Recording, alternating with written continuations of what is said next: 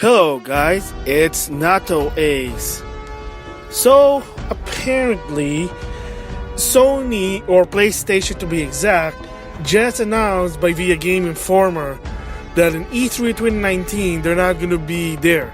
In other words, a no-show. So there was a video talking about that PlayStation or Sony won't be doing a PlayStation Experience 2018. Well, I guess that was just a tip of the iceberg because they're not also going to be on E3 2019. So they're not going to be there. There's no present, nothing. And they said what they're going to look for other opportunity to basically present their product. Is it really a surprise? Maybe to some extent.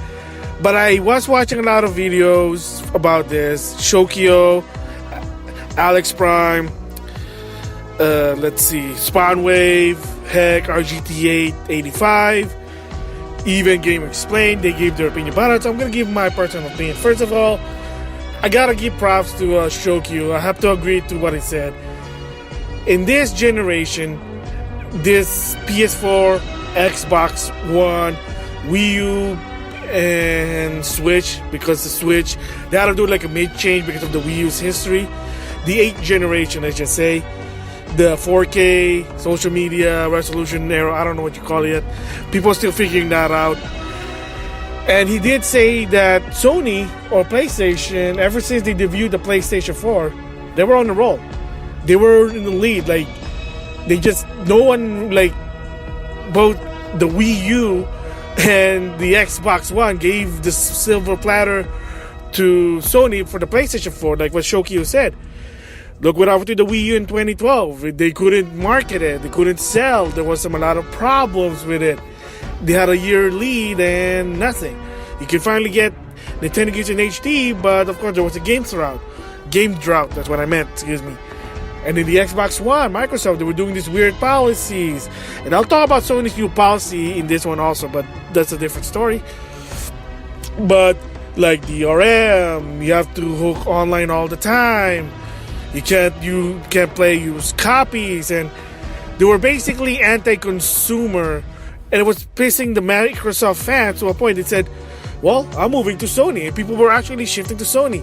And when Sony basically showed what they're going to do with the system, you can play used game, there's no DRM, their online is a bit cheaper, their system is a bit cheaper than Microsoft Xbox One because they have to shove in the Kinect, which I think was a good idea, but the pricing was bad. And what happened? What did Microsoft do? They had to change everything to the policy. And also I hope that Sony will do it with this particular policy. But back to this subject. Yeah, so, like, they were in the lead. Like, who do you compete with? Sony. At the time, there was no one to compete. That's why there's a lot of good games on Sony. So, what's going on here now? So, it's not really a surprise that Sony is skipping a lot of the events. The PlayStation Experience of 2018 and then E3 2019. Well, if you've been seeing the lingo, like I said, I see a lot of the video, like especially Shokyu's video was actually dead on. He was spot on. Yeah, like even though they have games to show for first party, it's kind of less than the PS3. Development is probably just difficult than the PS3. Of course, complacent. I agree with what Shokyo said because they were in the top. Like, they didn't do anything wrong. They didn't shoot themselves in the foot to be in the lead. Their competitors basically shot themselves in the foot. The Wii U, like what Shokyo said, look what happened to it. If you know its history, they had a year and they still blew it. Microsoft, well, they're trying to do this policy to please their investors, and it backfired. So am I really sad that Sony's not going to be there? At this point, really,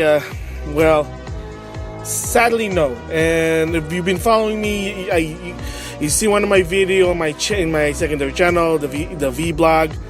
I did basically talk about Sen and Kagura and how the censorship, because that's one of the new policy, and apparently it may look like also that they're basically just attacking the Japanese developer.